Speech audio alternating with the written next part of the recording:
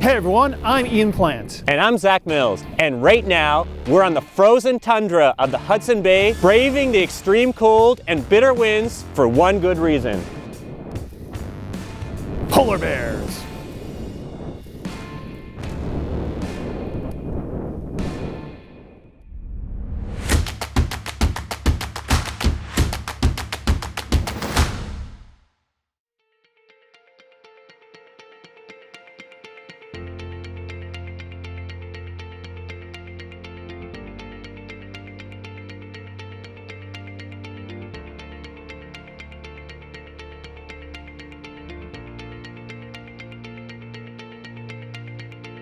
The bears congregate here on the Hudson Bay at Churchill due to its unique geographical position.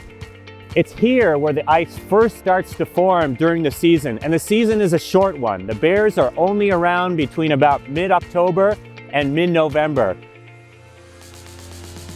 My name is Drew Hamilton. I'm based out of Homer, Alaska. I'm working for Discover Churchill here in Churchill, Manitoba. Ultimately, my job is to keep people and bears safe and get some good photos in the process. I'm working with a 150 to 600 millimeter lens, which gives me a lot of flexibility. When the bears are farther away, I can zoom out to 600, and as they move in closer, I can continue to zoom in, and I can work with them even when they're quite close at 150 millimeters. The last thing you want to do when a hungry polar bear is heading your way and it's freezing cold out is to have to change lenses.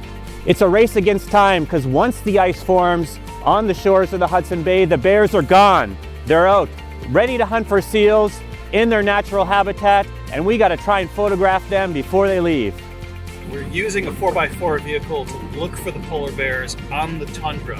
So we're not going to be able to go anywhere we want. There are a number of dirt roads that are in this area, and we're going to use these roads to access certain points along the shore as the bears move along the shore of Hudson Bay. So if we see a bear and we figure out which direction it's moving, then we rush in the vehicle to get a spot so we can intercept the bear, wait for it to go by us, and hope we get some great shots. They're off to our right, quite a ways on the other side of that pond. We know strategically he's headed for the ice. We found a polar bear. It is a crisp, clear, and cold morning here on the Hudson Bay, and we've spotted some polar bears walking along the ice that's beginning to form and spread out into the bay. The ice goes out several hundred feet. Right now the bears are very far away, but as they move in our direction, the ice pack narrows and they're going to come in closer to shore, and we're hoping they'll get close enough so we can make some awesome photos. We've got some great light, so now all we need are the bears.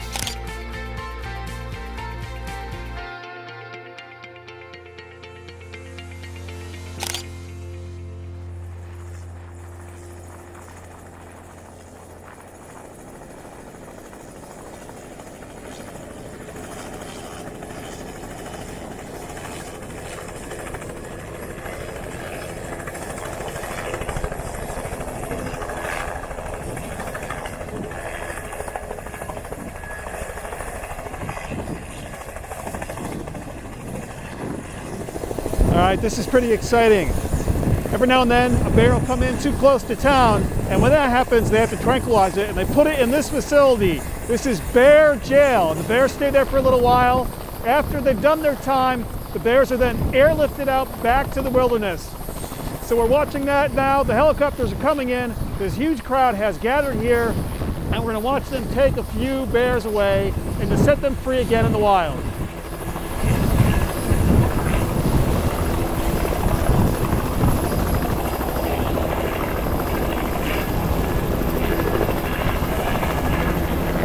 There's a way.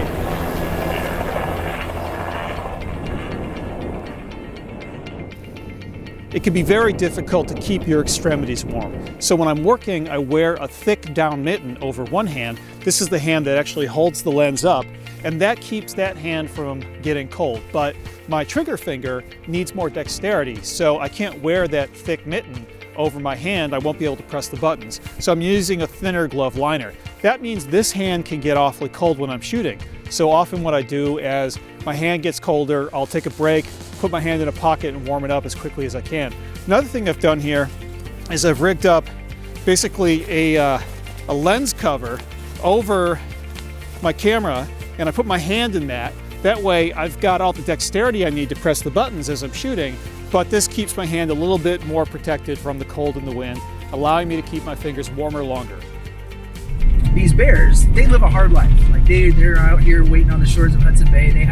They've been off the ice now for over 130 days, some of them. And, you know, we don't need them burning extra calories. We don't need people chasing them around.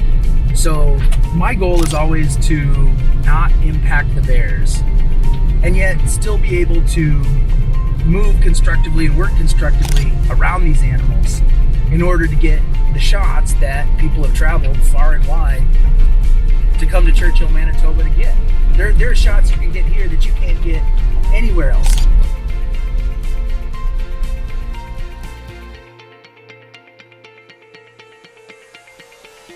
All right, we got lucky. We found a polar bear with 2 cubs. They're hunkered down. It's a wicked windstorm out there right now. Yep, you can probably hear the wind and see the snow blowing in. It's miserable. It's well below freezing. Wind's blowing about 20-30 miles per hour. Actually, I think it's probably about -4 Fahrenheit right now. So it is brutally cold. That's why I'm inside the car, waiting for the mom and the cubs to get up and get active. So when I'm photographing the polar bears, I typically use the following settings. First of all, I set my ISO to auto. That way, if the light changes and changes quickly, I don't have to worry about resetting my ISO to keep up. Second of all, I typically shoot in shutter priority because the most important variable is my shutter speed.